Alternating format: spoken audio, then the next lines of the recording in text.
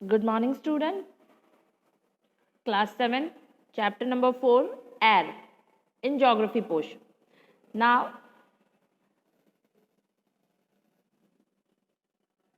we could talk about torrid zone in previous lecture, right? Temperature and heat zone, we discussed about these types, temperature and heat zones.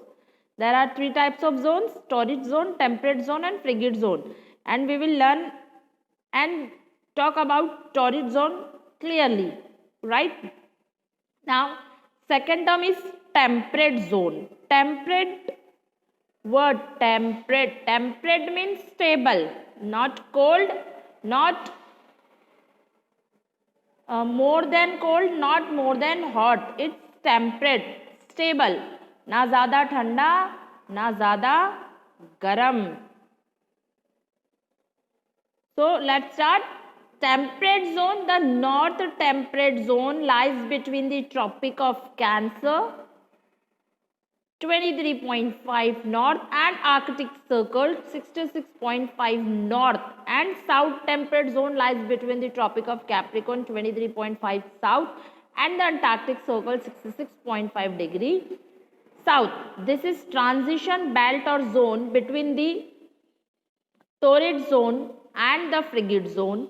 It experiences neither very hot nor too cold temperature condition. कुछ समझ में नहीं आया ma'am, आपने क्या पढ़ा? समझते हैं यहाँ पर. ओके. अर्थ फाइनली इक्वेटर टोरिड जोन पढ़ ही लिया था. This is a torrid zone, north and south of the equator, 23.5 right. 23.5 यहाँ तक टोरिड जोन है नॉर्थ एंड साउथ के.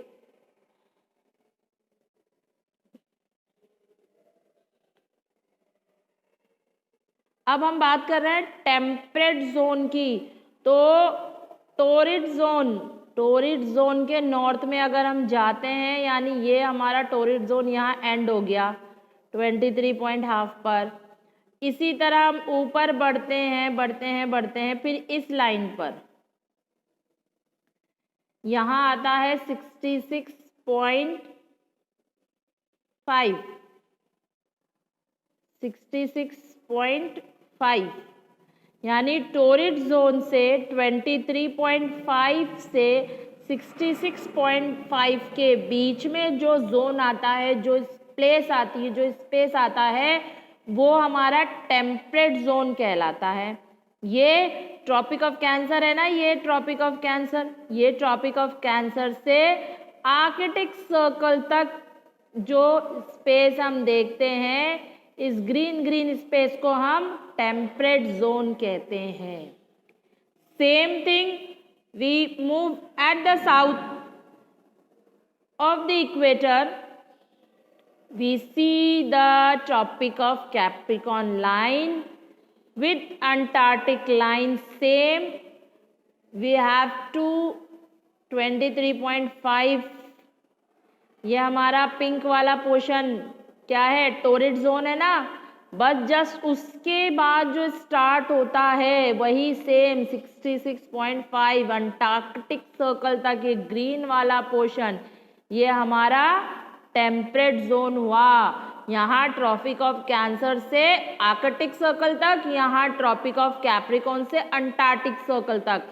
दोनों ही पार्ट में, नॉर्थ एंड साउथ, दोनों ही जगह हमें देखो, दोनों ही जगह टोरिड जोन दिखे थे, तो दोनों ही जगह टेम्परेट जोन भी होंगे. अब ये टेम्परेट क्यों? क्योंकि यहाँ पर जो सन की रेज होती है वो उतनी वर्टिकल नहीं जाती जितनी टोरिड जोन पे पड़ती. यानी सन की जो हीट है वो ना कम जाती है ना ज़्यादा जाती. यहाँ सन की हीट जो है बराबर कंडीशन में पहुँचती है, ना तो ज़्यादा हॉट ना ज़्यादा कम. तो इसी वजह से यहाँ का जो टेम्परेचर होता है इसे टेम्परेट कहा जाता है, क्योंकि ना यहाँ ज़्यादा ठंड होती है ना ज़्यादा गर्मी. टेम्परेट होता है, बराबर होता है, राइट. ठीक है. बात करते हैं हम फ्रिगेट जोन की. Frigid zone, the north of frigid zone lies between the Arctic Circle and the North Pole, 19° north, and the south frigid zone lies between the Antarctic Circle and the South Pole, 90° south. This zone experiences extreme cold condition. It is cold because the sun rays are slanting and not capable for heating the surface. Okay, temperature is measured in Fahrenheit or Celsius. Instrument used for measurement of temperature, 6s minimum and maximum thermometer. Right? कुछ नहीं समझ में आया ma'am? समझते हैं ना बेटा? देखो, अब हमने टोरिड अब हमने टोरिड पढ़ लिया दोनों ही जगह, टेम्परेट पढ़ लिया, ये भी पढ़ लिया, ठीक है। अब हम पढ़ेंगे frigid zone. Frigid zone what? देखो, हमने टोरिड जोन की लाइन जो थी यहाँ तक की थी, दोनों ही जगह, साउथ में भी, ठीक है। अब हमने टेम्परेट जोन की लाइन यहाँ तक की थी, ठीक है। यहाँ से भी टेम्परेट जोन हमारा इस लाइन तक था। यह हमारा टोरिड जोन और टेम्परेट जोन हो गया। लेकिन अब हमने फ्रिगिड जोन के बारे में पढ़ना है। तो फ्रिगिड जोन जो है आर्कटिक सर्कल से स्टार्ट होकर नॉर्थ पोल 90° है ना, यहाँ पर, यहाँ 0 से स्टार्ट होते होते होते होते यहाँ हमने 23 हाफ देखा, यहाँ 66 हाफ देखा। तो यहाँ जब जाते हैं तो नॉर्थ में 90° हो जाता है। तो हमारा फ्रिगिड जोन कहाँ से स्टार्ट होता है? नॉर्थ में हमारा फ्रिगिड जोन आर्कटिक सर्कल से नॉर्थ पोल तक जाता है। नॉर्थ पोल यानी 90° से ये हिस्सा जो है ना हमारा, ये ब्लू से मैंने जो फिल कर दिया, ये पूरा हमारा फ्रिगिड जोन है। सेम कंडीशन नीचे साउथ में आए आप, सदर्न हेमिस्फीयर में, ये जो ब्लू वाला पोर्शन फिल कर दिया ना मैंने पूरा, ये हमारा फ्रिगिड जोन है। यहाँ 90° हो गया। ये अंटार्कटिक सर्कल से साउथ पोल तक, साउथ पोल है ना ये वाला पोर्शन 90° साउथ पोल। तो अंटार्कटिक सर्कल से ये साउथ पोल तक का जो पोर्शन है ये हमारा फ्रिगिड जोन है। सेम नॉर्थ में 90° और आर्कटिक सर्कल से नॉर्थ पोल तक 90° पर हमें हमारा फ्रिगिड जोन दिखाई देता है।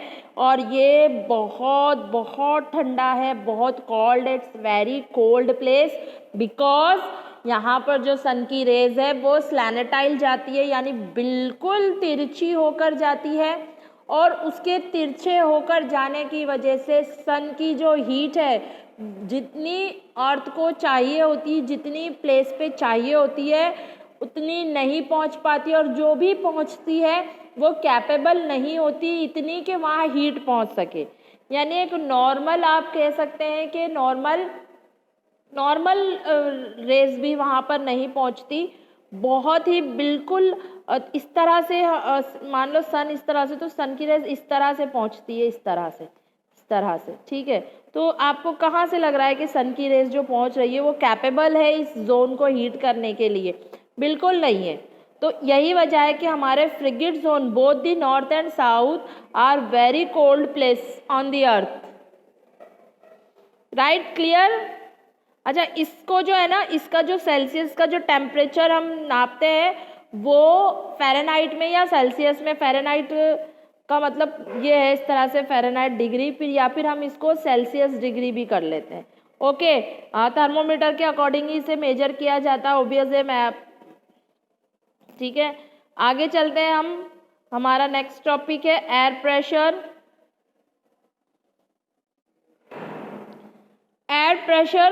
Air pressure is the pressure exerted by the weight of air on the earth's surface. Air tends to exert a force on us, but we don't feel it because the air pressure is on all sides and our body exert counter pressure. देखो, air pressure जो है ना वो अर्थ पर उसके air की wait के according रहता है, और एयर प्रेशर अर्थ पर हमेशा रहता है। हमें फील इसलिए नहीं होता क्योंकि हमारी बॉडी का शेप अलग अलग जगह से अलग अलग है, और हमारी बॉडी पे काउंटर प्रेशर लगता है, हर जगह वो फील नहीं होता। तो हमें इसी वजह से, क्योंकि अकॉर्डिंग टू एयर वेट, जहाँ पर एयर का वेट होता है वहीं जगह प्रेशर क्रिएट होता है। ये क्या होता है ये अभी नहीं समझ में आएगा, जैसे जैसे हम मूव करते जाएंगे टॉपिक्स की तरफ ये चीज़ें क्लियर हो जाएंगी। मैं इस पूरे प्रेशर को एक ही पिक में समझा दूंगी, बाकी का टॉपिक तुम खुद कर लेना। Atmospheric pressure is maximum at the sea level. Sea level पे सबसे ज़्यादा एटमॉस्फेरिक प्रेशर होता है, but it decreases with increase in height. जैसे जैसे हम हाइट पे जाते हैं ये डिक्रीज होने लगता है। The unit use to measure pressure is millibar and instrument is use to called barometer. Underline this word millibar and barometer. मैं इसे फिल इन द ब्लैंक्स में भी दे सकती हूँ, 1 मार्क्स क्वेश्चन में भी दे सकती हूँ कि यूनिट जो मेजर होती है प्रेशर को करने में, तो मिलीबार में मेजर करते हैं हम एयर प्रेशर को, और किससे मेजर करते हैं तो बैरोमीटर से। बैरोमीटर इंस्ट्रूमेंट से हम प्रेशर को मेजर करते हैं।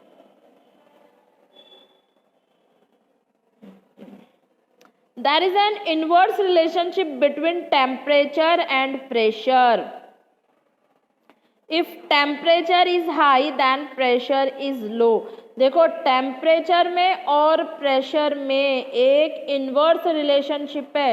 इन्वर्स का मीन्स यानी इन्वर्स हम कह सकते हैं कि उल्टा। जैसे हम ही कहेंगे जैसे हम कहेंगे कि टेम्परेचर जो है वो अगर हाई है तो जो प्रेशर होगा वो लो होगा। उसी तरह टेम्परेचर अगर लो है तो प्रेशर जो होगा वो हाई होगा। टेम्परेचर हाई, प्रेशर लो, और जहाँ टेम्परेचर लो वहाँ प्रेशर हाई। ये नहीं समझ में आया ना? समझते हैं बेटा अभी। The wind start blowing from high pressure to low pressure area. जो विंड्स है, जो हवाएं हैं, वो हमेशा हाई प्रेशर से लो प्रेशर एरिया की तरफ मूव करती हैं। Atmospheric pressure also gets affected by the following factors. तो एटमॉस्फेरिक प्रेशर जो है वो कुछ वजहों से भी क्रिएट होता है। पहले हम ये समझेंगे जो तुम्हारे समझ में नहीं आया है कि हाउ इज गोइंग ऑन, कि मैम टेम्परेचर इंक्रीज है तो प्रेशर क्यों लो है, और टेम्परेचर लो है तो प्रेशर जो है विंड्स का वो क्यों हाई है। यही तो समझना है ना। समझते हैं, चलो देखो सिंपल बात है। अगर वाटर साइकिल की तरफ मूव करते हैं हम, अगर हम बात करें वाटर साइकिल की, तो जब भी हम ये देखते हैं कि इवोपरेशन होता है, इवोपरेशन होता है ना, कैसे होता है कि सन है, सन की रेस सी लेवल पे पड़ रही है, पानी हॉट हो रहा है, हॉट होकर ऊपर की तरफ मूव कर रहा है। क्या मूव कर रहा है? इवोपरेट, भाप बन गया, भाप बन के ऊपर की तरफ मूव कर रहे हैं। एयर प्रेशर हम बात कर रहे थे कि वाटर साइकिल में हमने देखा कि इस तरह से जब मूव करता है वाटर, जब हॉट हो जाता है तो इवेपोरेट करता है, ऊपर की तरफ जाता है, ठीक है, भाप बन के ऊपर की तरफ जाता है। तो हम ये देखते हैं जब भी कोई चीज़ हीट होती है, गर्म होती है, तो उसकी जो कंडेंसेंस है, वो कंसिस्टेंसी है, वो लाइट हो जाती है, वो हल्की हो जाती है। इसका एक और एग्जांपल देती हूँ बच्चा पार्टी, सुनो। अभी आप लोग बहुत उत्साहित होते हो किसी भी चीज़ को लेके, बहुत ही क्यूरियोसिटी आती है किस चीज़ को लेके। अभी मकर संक्रांति थी या न्यू ईयर था, तो एक चीज़ आजकल आप लोगों के ट्रेंड में बहुत है, बहुत ट्रेंड करती है वो। अब जैसे ही नाम लिखूंगी ना, हॉट एयर बलून, याद आया? इस चीज़ को बहुत यूज़ कर रहे हो ना आजकल, सबको बड़ा मज़ा आता है इस चीज़ को यूज़ करने में, इसको ब्लो करने में, होता है ना।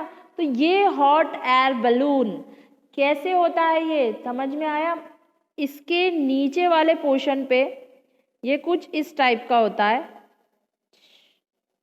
लाइक दैट, ऐसा ही होता है ना। यहाँ पर आप आग लगाते हो, जलाते हो इसको, यहाँ जो भी सिस्टम दिया होता है, कैंडल्स कुछ भी, ये जब ये सिलिकॉन का बना होता है, जिस वजह से इसके अंदर की जो एयर होती है ना वो बाहर नहीं जा पाती, ठीक है। जब आप इसमें इस फायर को स्टार्ट करते हो तो क्या होता है, ये फायर की वजह से इसके अंदर जो एयर है ना, इसके अंदर जो एयर है वो गर्म हो जाती है। अब जब ये गर्म होती है ना एयर, तो जैसे ही एयर हीट होती है तो एयर के हीट होने की वजह से ये फैल जाती है, और जब ये फैलती है तो ऑब्वियस है कोई एक चीज़ है, आप लोग देखो एक स्टिक है, इजी में उठा लेंगे, बहुत सारी स्टिक एक साथ नहीं उठा पाएंगे, है ना। बहुत सारा एक जो रॉड, बंडल ऑफ रॉड होती है, हम नहीं उठा पाते, एक रॉड उठा लेंगे। सिस्टम यह है कि एयर जब फैल जाती है यानी अलग अलग हो जाती है, मूव हो जाती है, तो बहुत लाइट हो जाती है। क्यों? क्योंकि हीट से की जो डेंसिटी है वो फ्लो करने लगती है, हीट करने से एयर जो है बिल्कुल गर्म होने से हल्की हो जाती है। यही इसका सिस्टम है। एयर पे जब टेम्परेचर इंक्रीज होता है तो एयर जो होती है उस इंक्रीज टेम्परेचर की वजह से अपना जो वेट है वो बिल्कुल लाइट कर देती है, वो स्प्रेड हो जाती है, फैल जाती है।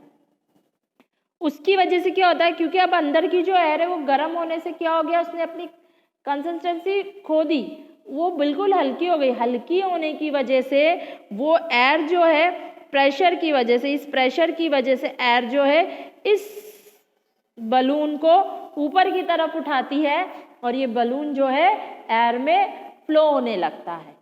समझ में आया ये बलून कैसे उड़ता है। उसी सिस्टम पे हम बात कर रहे हैं कि एयर प्रेशर की।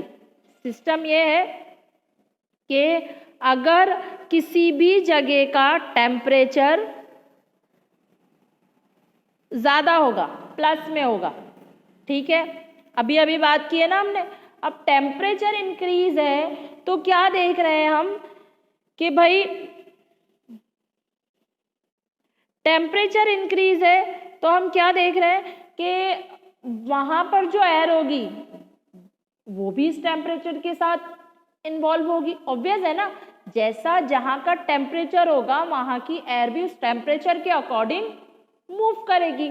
तो जब जो है जिस किसी जगह का टेम्परेचर इंक्रीज होता है यानी प्लस में होता है तो वहाँ पर जो एयर ब्लो करती हुई नज़र आती है वो भी गर्म होगी।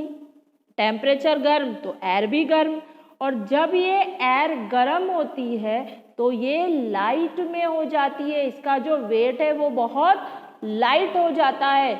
लाइट हो जाता है तो इसका जो प्रेशर होगा वो कैसा होगा, लाइट होगा, यानी माइनस में होगा, यानी प्रेशर जो होगा बहुत लो होगा। अंडरस्टैंड? जब टेम्परेचर हाई होता है तो एयर का प्रेशर कैसे होता है, लो होता है। अंडरस्टैंड और नॉट? ठीक है। दूसरी कंडीशन है कि जब टेम्परेचर लो होता है तो एयर का प्रेशर हाई होता है। भाई ये कैसे होता है, चलो देखते हैं। किसी भी जगह का अगर टेम्परेचर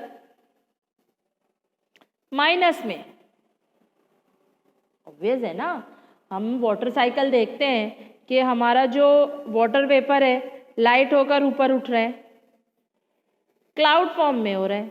क्लाउड फॉर्म होने के बाद ये मूव करते हैं इधर से उधर, इधर से उधर, और जब ये गर्म हवा, गर्म वेपर यहाँ पर आकर ये जब जमा हो रहे हैं, ये सारे वेपर्स और एक क्लाउड फॉर्म कर रहे हैं, जब ये मूव करते करते जब ये ठंडे हो जाते हैं तो ये क्लाउड बल्की हो जाते हैं, वेटेज वाले हो जाते हैं। पढ़ा था ना, बिल्कुल बल्की हो जाते हैं, वेट हो जाता है, और एयर जो होती है वो इनको होल्ड नहीं कर पाती, एयर इनका वेट नहीं होल्ड कर पाती, तो ये ड्रॉपलेट्स की शक्ल में वापस रेन के टाइप में ड्रॉपलेट्स की शक्ल में वापस अर्थ पर आ जाते हैं। तो यहाँ पर ये सिस्टम समझ में आया कि अब वापस आते हैं हम हमारे सिस्टम की तरफ कि किसी भी जगह का जब टेम्परेचर माइनस में, मानो सर्दी है, जब ठंड है तो यहाँ पर जो एयर है वो कैसी होगी। देखो गर्मी थी तो एयर भी गर्म थी, ठंड है टेम्परेचर माइनस है, ठंड है तो एयर कैसी होगी। ऑब्वियस है ना कि ये भी माइनस में होगी, यानी एयर का जो ठंड है उसके अंदर का हॉट और कोल्ड वाला सिस्टम है वो कैसा है, वो भी ठंडा है। अब गर्म हवा बिल्कुल हल्की होती है, तो ठंडी हवा कैसी होगी, बिल्कुल भारी होगी, वेटेज होगा उसके अंदर। ऑब्वियस है ना, वेटेज होगा भाई। टेम्परेचर अगर ठंडा है, हवा भी ठंडी है, गर्म हवा लो प्रेशर होता है उसमें बिल्कुल हल्की होती है, तो ठंडी हवा जो टेम्परेचर के अकॉर्डिंग सेट है वो हवा कैसी होगी, ठंडी हवा, कोल्ड एयर हैवी होगी, बल्कि होगी। सेम सिस्टम, गर्म हवा वेटेज में बहुत कम होती है, तो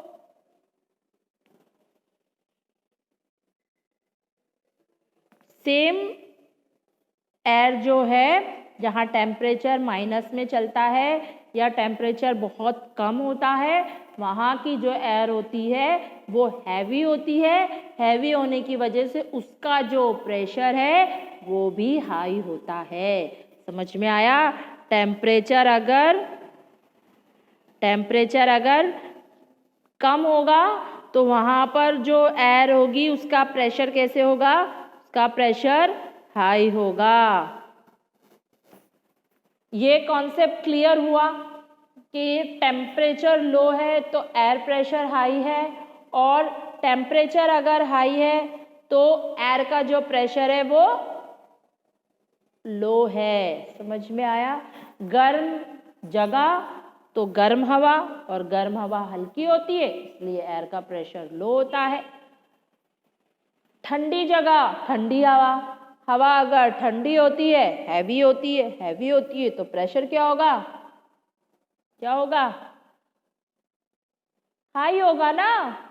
सेम, टेम्परेचर कम air pressure increase, temperature low air pressure increase, temperature high air pressure low. उल्टा होता है, इनवर्स रिलेशन है ना। समझ में आया inverse relation. Elements of weather and climate, बेटा अब ये हम नेक्स्ट में पढ़ेंगे क्योंकि आज के लिए काफ़ी है।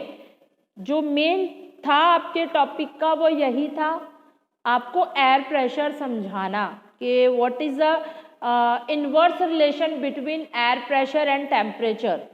सो I think so it's my view, मैंने मेरी तरफ से पूरी कोशिश की आप लोगों को ये टॉपिक क्लियर करने की। अगर फिर भी नहीं हुआ है तो डाउट क्लास में क्लियर करेंगे, या इस वीडियो को दोबारा देखना, आप क्लियर हो जाएगा। Okay, thank you.